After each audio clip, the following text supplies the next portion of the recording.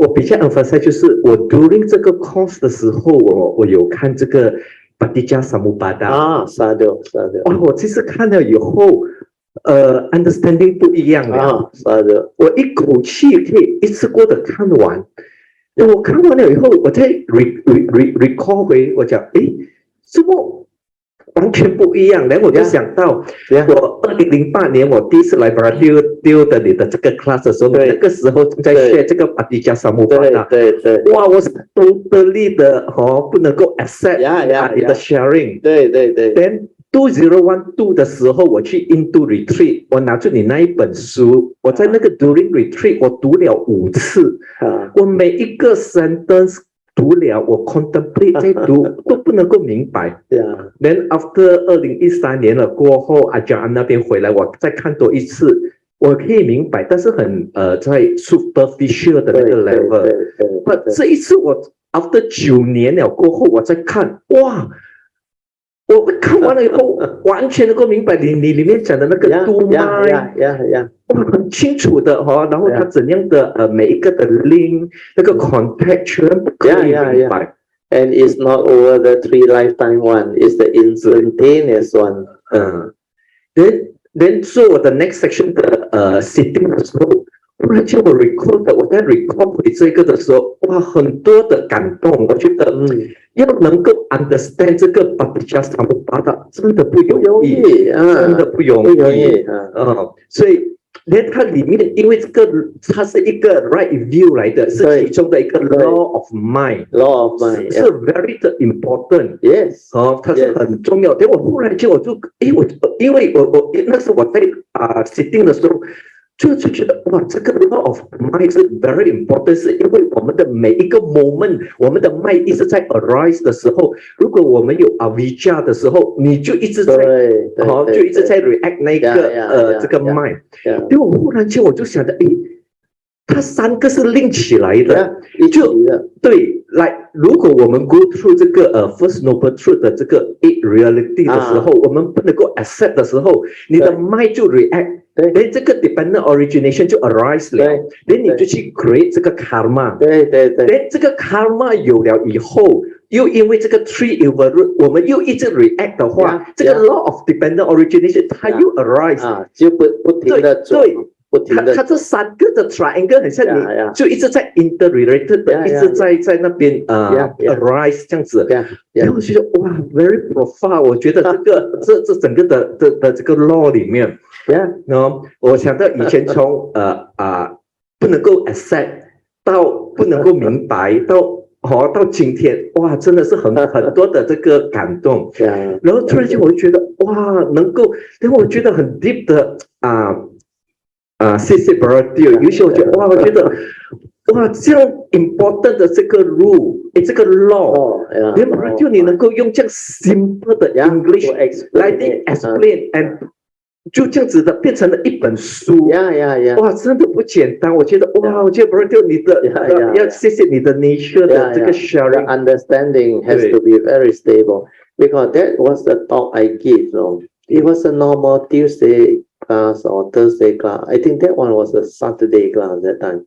2:08, I remember it's a Saturday class. And the sharing was so very profound. Very few people can understand at that time because it's not a single dimension thing. It's multi-dimension. It moves very fast. Unless your mindfulness, awareness nature within is very stable, you cannot see the link. And to see the link, your mindfulness has to be so stable that you can be at the moment of contact. There is no movement, moment of feeling, that pure feeling, no movement. Normal people cannot do that one. Normal people, their mind move very fast. They think a lot. They are very heedless. They have a lot of avijja, a lot of delusion. That's why that link, the first two, avijja, paccaya, sankhara, that one keep on moving. Because of avijja, paccaya, sankhara, you keep on thinking. And what is thinking? When you make contact with the brain, that is what thinking is all about. So when you make contact with the brain, it's like a physical experiment. The moment you make contact, that light bulb lights up. So the thought consciousness flashes up. So when the thought consciousness flashes up, that is the vijnana, that is the third link. That's why avidya pacha sankara, sankara pacha vijnana. But this vijnana is the pure consciousness. The content hasn't gone in yet. But you can see it one. That's why you must have the direct seeing, the stability of mindfulness to see things as they are first. Then only that link you can see. Otherwise, you cannot see it. Otherwise, straight away it become craving already. Then grasping, becoming. Then you become like transgression, birth, and the whole mess of suffering comes to be. That's why last I remember there is one rather punk, is it? But the moment I aware, actually not even aware, he says straight away suffering. He said how to cut, how to see. The link also cannot see it. And very fast you become fearful, you become emotional. The paticca samuppada already reached the end. Then upon contact, not only after the sense basis, salayatana, pajya, what they call pasat contact. Yeah. So it's not only there. When you have avidya, ignorant contact with the brain, there is also contact. That's why ignorant contact will create wrong view, delusion, sakkaya ditthi.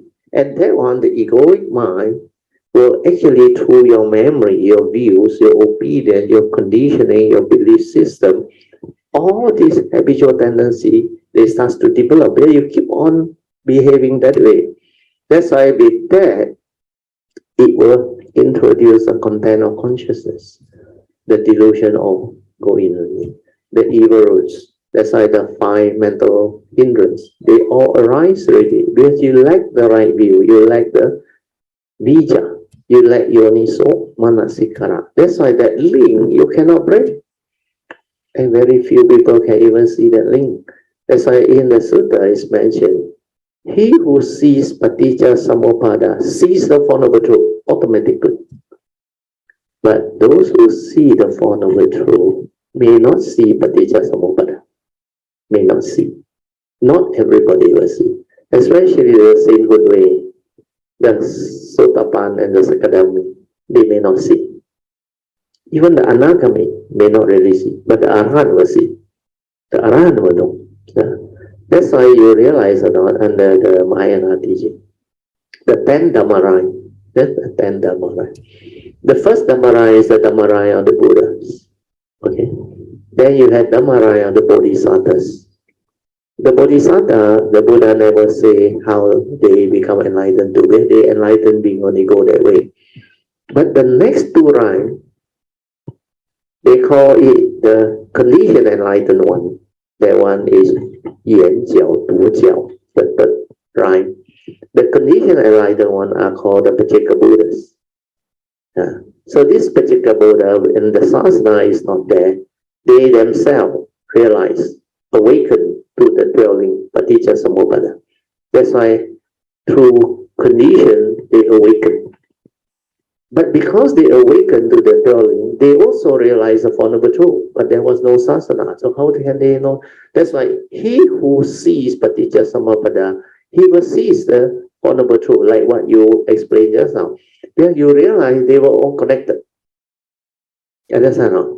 But once you see the link, you see how karma come in. You see how the cause of arising of suffering due to your wrong view, your delusion and all things. Then when you have the understanding, you also see how it can cease. The cessation will happen when the mindfulness becomes very stable, when your daily mindfulness becomes very stable.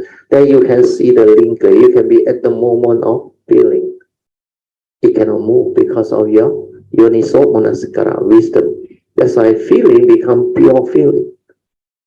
There is no more avijja. That's why it cannot condition. But if you don't have that, the wisdom, yoniso manasikara, that's why at the moment of sense experience, upon contact, straight away it triggers off already, creating arising.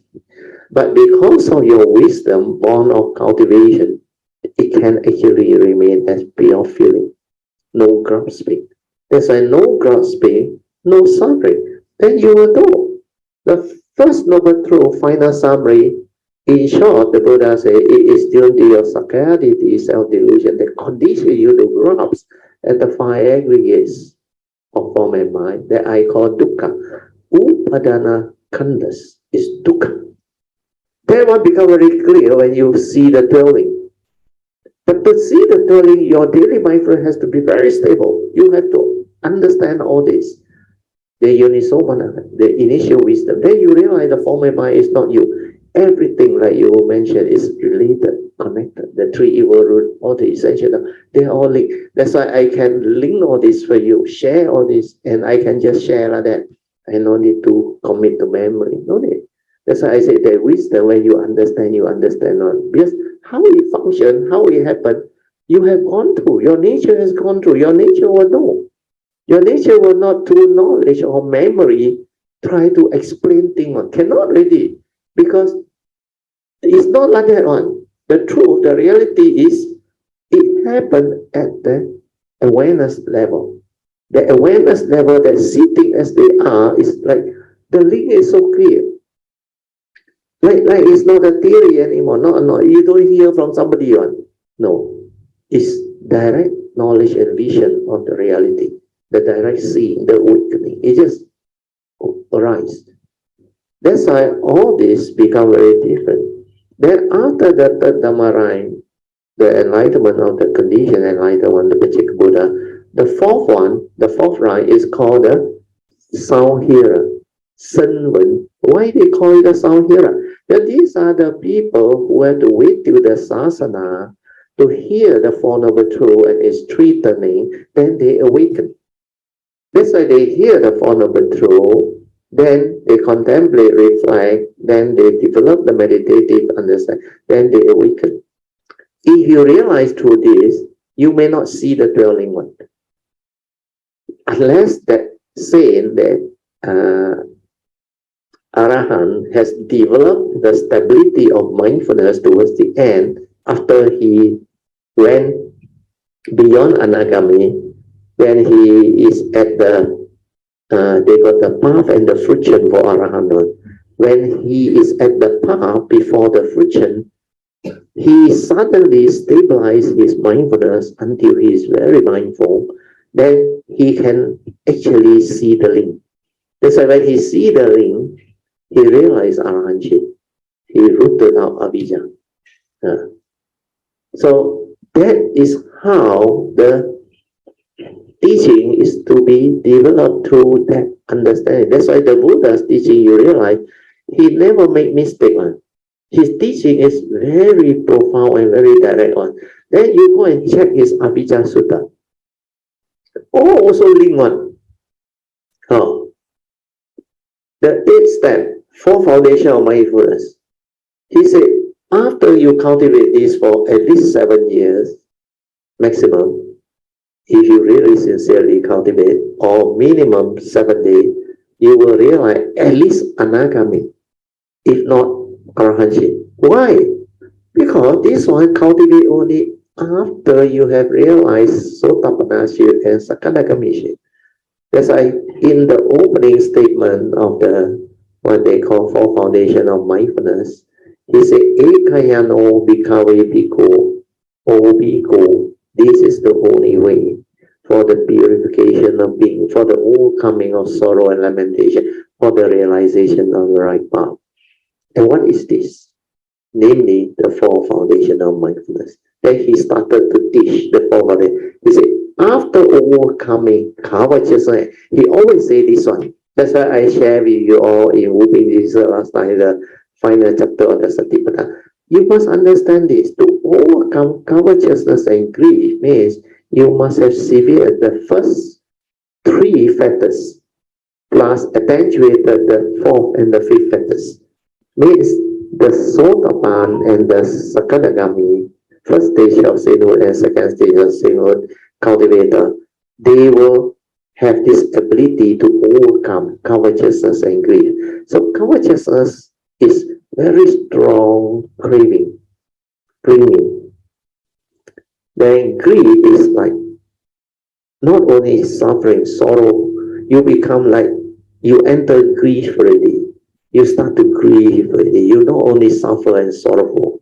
That's why after overcoming these two, only you go and cultivate the four foundation of mindfulness. So what is not understood is, under the factors that the Sakadagami rooted out, he only accentuated the fourth and the fifth factor, which is sensual desire and ill will. And this is basically what covetousness is. Sensual desire, ill will, grief.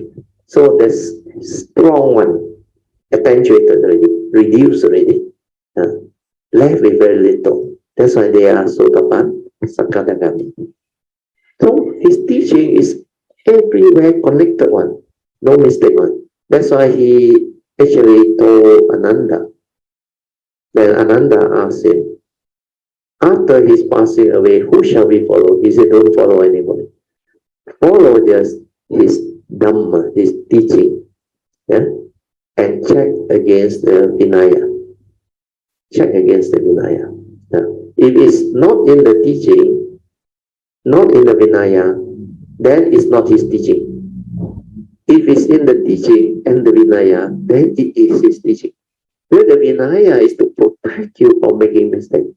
The morality part, the sila part, the mindfulness to abstain. You undergo the training rule not to do this, not to do that, and all those things. So that one, your mindfulness has to be very stable. Then when it comes to the Dhamma, you have to check against the Dhamma. Doesn't mean that got one sutta say, correct already. No. Check against the Dhamma means all the Dhamma he teach, you must check against each other. It's all connected one. It's all correct one. If it's not correct, any of the so-called Buddha Dhamma that you maybe get from translator or commentator or what, like the Paticca Samuppada over 3 period of time, it definitely doesn't match. Doesn't match. It cannot match. So that one, you have to throw it out. Because why you want to teach a Paticca Samuppada that happened only over 3 lifetimes once? For what? Academic, maybe, but for what? But what is more important is the Paticca Samuppada, if you are cultivator, you have mindfulness, every moment, every instant it arises, non-stop. That's why now you start to have the ability to understand all this, that I can go deeper to explain all this to you, to extend the understanding. Because not only I realize the Buddha is very wise, all his teaching, they are all very precise. You look at Avijja Sutta, it matches with the 4 foundation of mindfulness. And the 4 foundation of mindfulness match with his heedfulness. Dhammapada verse 21, 22, 23. Then verse 1 and 2 also match with the law of karma, the 5 daily contemplation, the 5th contemplation. So the first noble truth, the 8th reality, and the 5 daily contemplation, they are all connected. It's to understand his teaching. That's why he is very wise, he is very better, because he took the wisdom way. That's what he can connect. That's the reason why in the year 1971, when I got the book, I saw the Four Noble Truths. I knew what the teaching is, and I tell myself, even if I got the enlightenment now, not to say Sama Sambuddha, the enlightenment to realize the Arhanship and beyond that, I cannot summarize all my understanding into the Four Noble Truths. Impossible. But he can, because he has perfection of wisdom. He can summarize everything, Monday, both Monday and Super Monday, into just Four Noble Truths. Oh, it's just like a prototype. From there, all the essential Dhamma spin off from that. Just from the Four Noble Truths and his 3 turning, all his teaching come out. And this is the whole secret of life. That's why I know it's the secret of life. Mundane and Super Mundane. Oh, everything you need to know is there. That's why I knew, if I understand this teaching, I understand life. I know how to live life.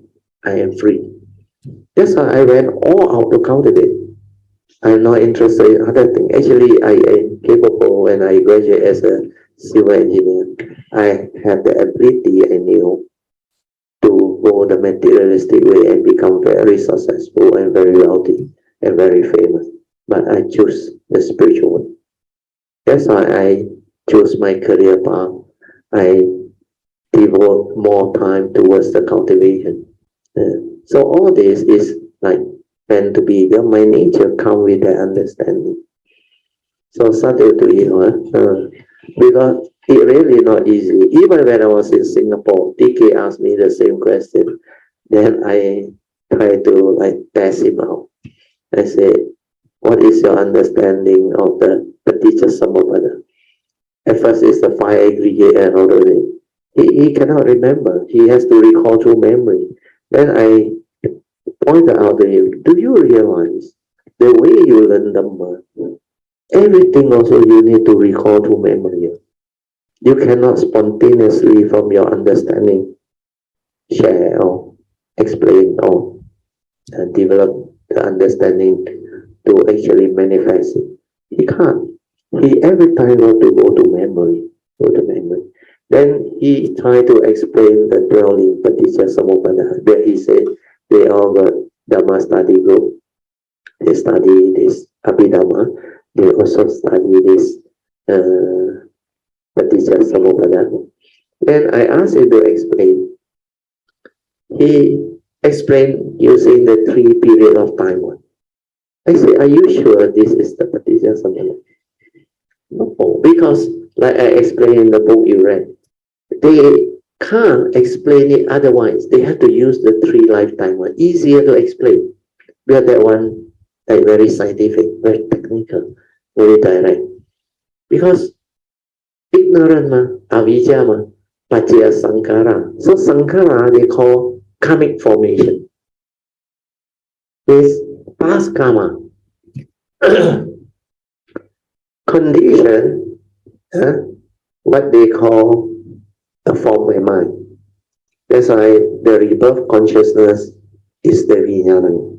Then vijnana paccaya namarupa is the 5 aggregate of form of mind, the human being, the first aspect. Like that, the sense basis, everything easy to explain, but they need the 3 period of lifetime to explain.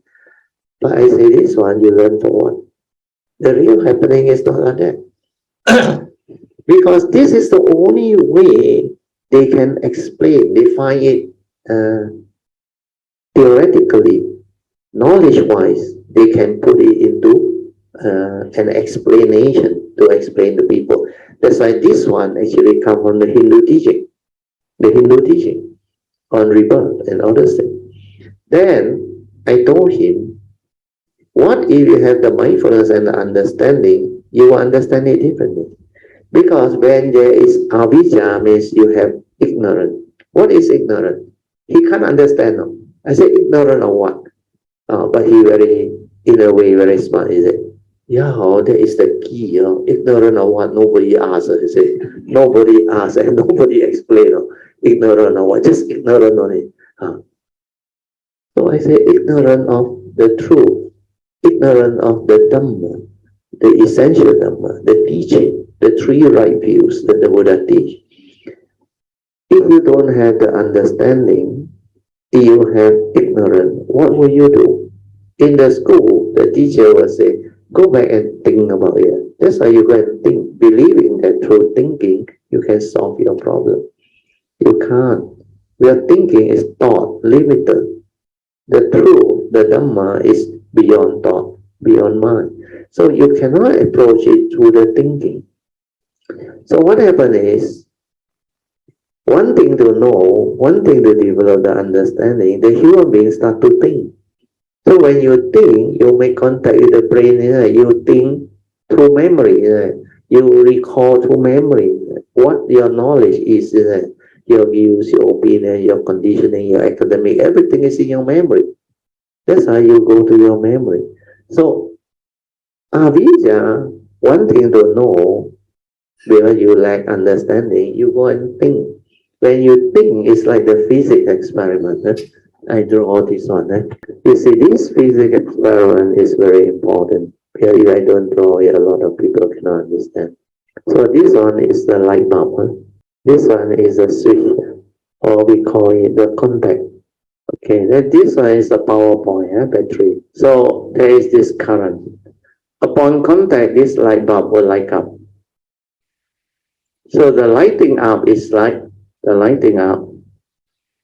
you become conscious. Is equivalent to becoming conscious. So consciousness means upon contact, consciousness come to be. So this consciousness, depending on which sense organ you are at, it will arise. If it's at the brain, then it become a thought consciousness. Understand? If it's at your eye, when you see something, then this one is seeing consciousness. You hear something, that is hearing consciousness. So this consciousness is dependent on the organ. Dependent on this one, light bulb is like the organ. Organ. So whatever the organ, the respective consciousness will arise. So when you understand this, what happens in the brain is, upon contact, it keeps on happening on. The conscious mind arise. This pure consciousness arise before the content went in. But without a very stable mindfulness, you cannot see this. This one, you need to have the ability to have the direct seeing. To see things as they are, like the baby, they see without the words, without the concept, without the memory. It's just as it is. So that type of seeing, unless your mindfulness and your wisdom is there, you cannot have that type of seeing. That's like the third link, the pure consciousness before the content go in. Unless you really have the stability of mindfulness, you cannot see. And straight away, the content of consciousness will go in based on your views, opinion, conditioning, belief system, your whatever habitual tendency, everything that you have accumulated, even your insecurity, your phobia, your sorrow, your lament, whatever, you will just go in. Mainly is your sakayaditi, your wrong view, your avijja. And when it goes in, it becomes a thought. So what is a thought? A thought is a pure consciousness. This one, somebody call it the receptacle, the pure consciousness. This pure consciousness is also called the receptacle. Receptacle. It's like a container, hold the thing. Then the content of consciousness is the content. So this content of consciousness is what you input into the pure consciousness. And this whole thing become a thought. And this is your second aspect of your five aggregate of form and mind. Second aspect of five aggregate of form and mind. So this is how the paticca samuppada come to be. So from avijja, pacaya sankara, sankara pacaya vijnanam, and sankara pacaya vijnanam, then vijnanam pacaya nama rupam.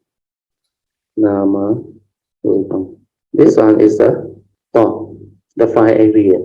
Then this one is the pure consciousness. And this one is the sankara aspect, everything that your mind can do. So this is ignorant, avijja. That's how the first four links come. And from here, it moves very fast. Because when the thought arises, means the content there already, craving, everything is there already, the whole movement, very fast, like lightning. Just like the Dhamma Sutra say, 一切有为法，如梦幻泡影，如露亦如电。That is the word, 如露, like a morning dew and a lightning flash.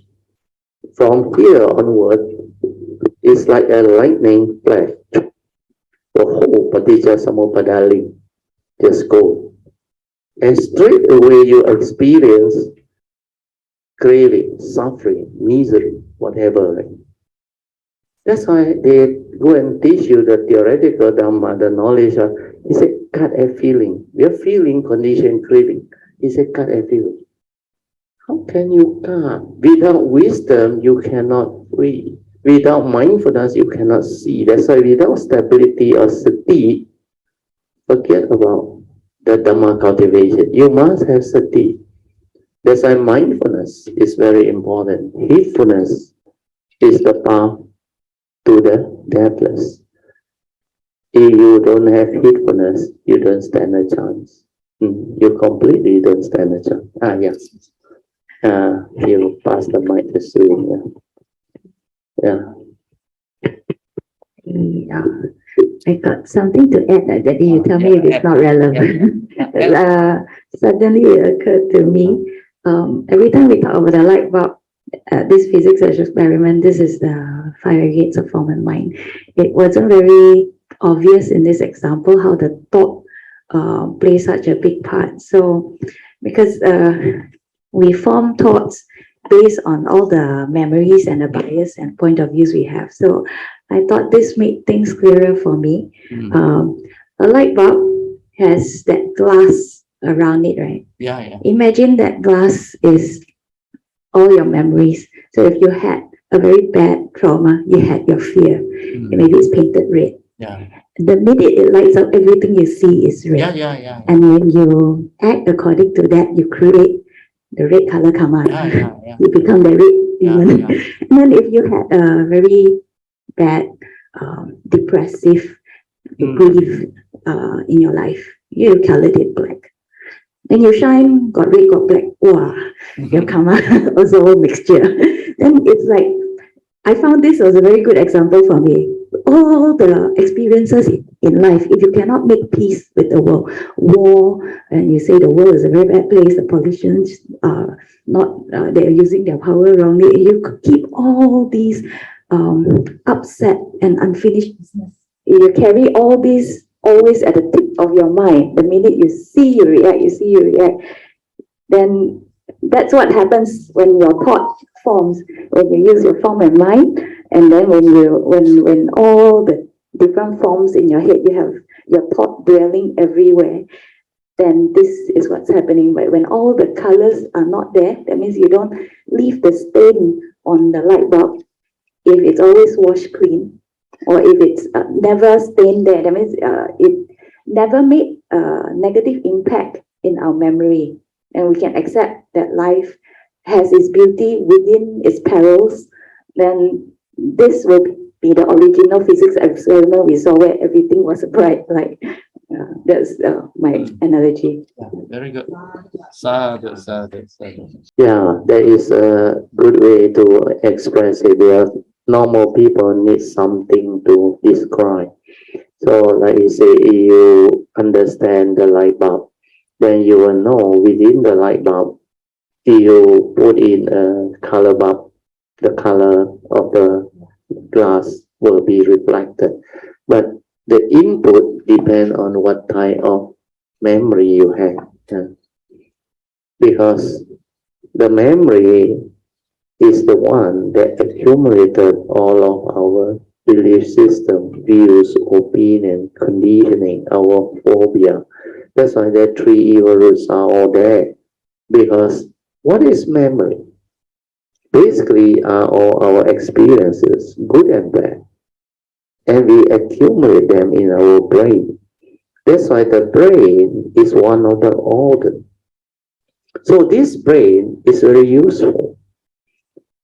When you need to remember certain technical thing or certain like useful information, like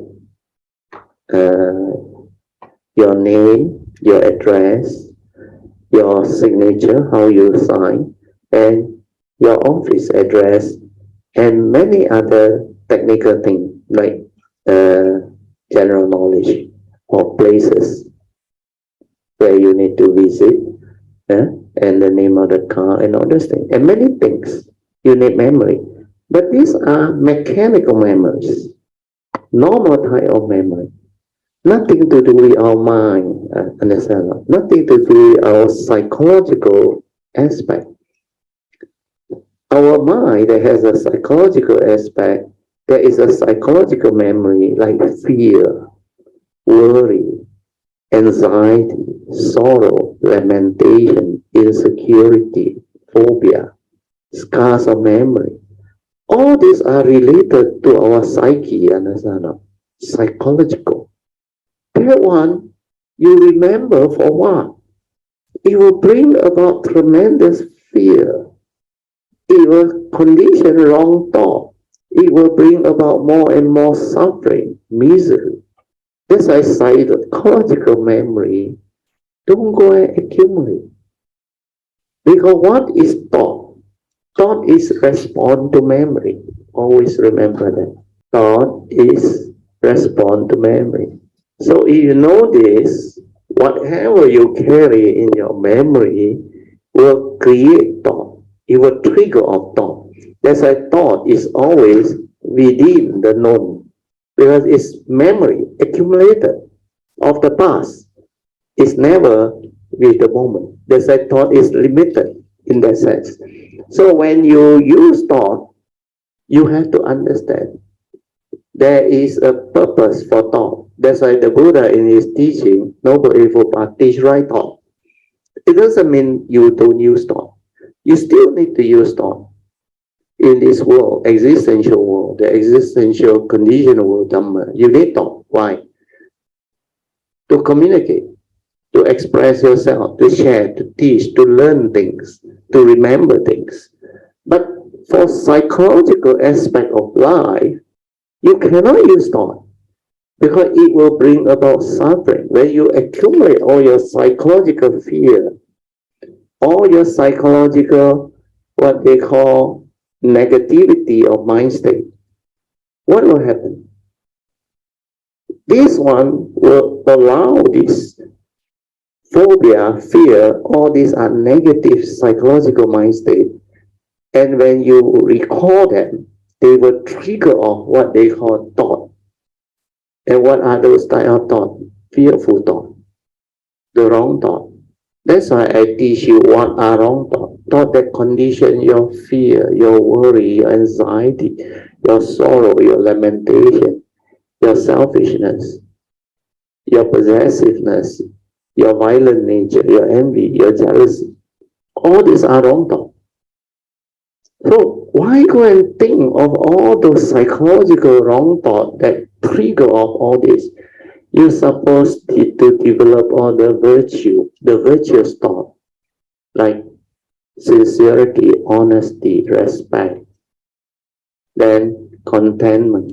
The other one is truthfulness. So all this, where there is virtue behind, no evils of greed, hatred, and delusion, these are pure virtuous thought that has got no psychological thing behind one, like loving kindness, compassion, gratitude. Instead of developing all the opposite, which is cruelty, envy, jealousy. So all these are negative tendencies. But pure thought is useful. That's why thought, the user behind is very important. The user of thought must have wisdom to arise the right thought. Without wisdom, avijja will create the wrong thought. That's why wrong thought is the one that conditions your suffering, your misery. So the five aggregates of grasping, upadana khandhas, is when you grasp to them through sacrality, self-delusion, it will trigger of wrong thought. And this wrong thought is the source of grasping that condition your misery and your suffering. So all the wrong thought that brings about misery and suffering are the thought that you have to avoid. You have to root it out. That's why when the wrong thought arise, there are 5 ways to overcome them. Use the 4 right effort to overcome them. First is to abandon them through the 5 ways. The first 2 are still thought-based, of course. Think of the opposite, wholesome thought. Then think of the consequence of holding on to that wrong thought. Yes, evil have its evil consequences, lead to karma or coming downfall. Then the third way is the meditative way. Silence your mind, develop awareness to be with it. The wrong thought. The unwholesome thought can be greed, fear, covetousness, craving, lust, or whatever, especially anger, hatred, and fear. So when you are aware of it, one with it, not to be with it using another thought to try to see that thought. No. Silence your mind, aware, and stay with it. Means like the content of consciousness and the receptacle one. So when you are aware, find out what happened to that wrong thought. Without doing anything, like I tell you in the meditation, relax, maintain awareness, silent. When you are silent without thought, what happened to you? Your mind is tranquil and still. There can be no fear, worry, anxiety, or the psychological wrong thought cannot be there. There is no thought to condition it. Then what happened? That emotion, which is dependent originating, will on its own dissipate and cease. And when it ceases, the awareness is aware of the movement. Is aware that it is slowing down. Then finally, cease. Cease means what? That is not your true mind. That is the mundane mind, dependent originating. These are sankhara, mind state, mental states that arise dependent on wrong view, dependent originating. When they originate through wrong view, you will come to know that these are the one that has a reason, and they will come to an end when the conditions cease to be. They will see.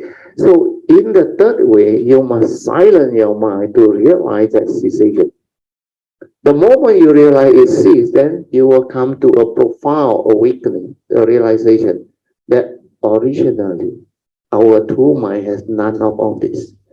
This arises through condition, wrong view, sakkaditi, that condition us to grasp and cling to the evil roots of greed, hatred, and delusion. Then they arise. That's why when you see somebody, you recall through memory, that fear arises, that phobia arises.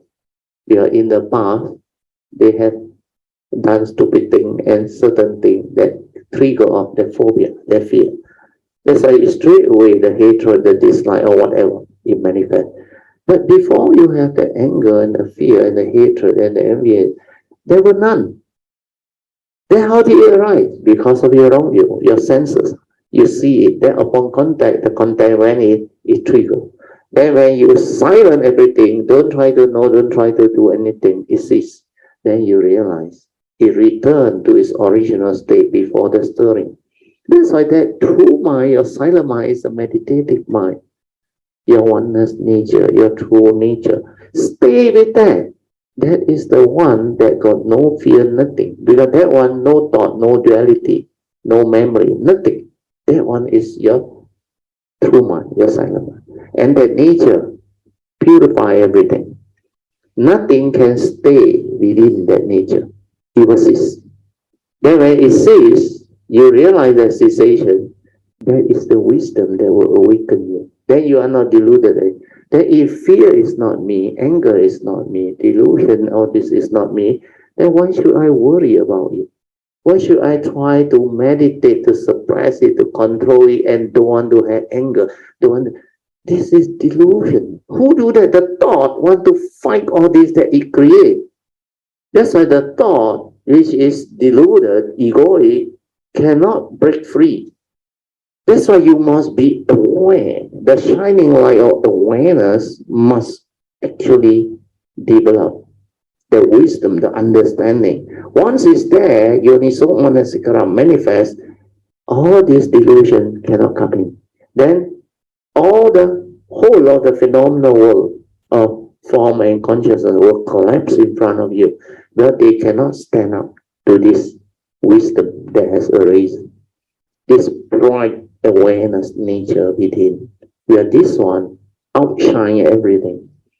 Then this one is the one that liberates the mind. So meditation is to develop this understanding. That's why the third way leading to the fourth way is very important. So with the third way, you will come to know exactly like what the Buddha described in the Paticca Samuppada. the Buddha said, you will come to know how the reason, wrong thought, or mental hindrance cease to be. It ceases to be without you doing anything. Silent, away. Then you will trace under the fourth way, the origination factor, how the unreasoned mental hindrance or unwholesome thought come to be. Always through your senses, through your views, opinion, and conditioning. Then you realize how it arises. Then you will know how to retrospectively reverse it through what? Right view. Straighten your view. The next time you see something, hear something, smell something, taste something, tactile feel or think or something, or recall to memory, why should you behave the old way, acting according to memory, based on your views, opinion, conditioning, and habitual tendency? No, you should develop the wisdom born of the direct seeing. The world is the world. Condition like that, things will be like that. Human beings are the way they are. Deluded one do deluded things.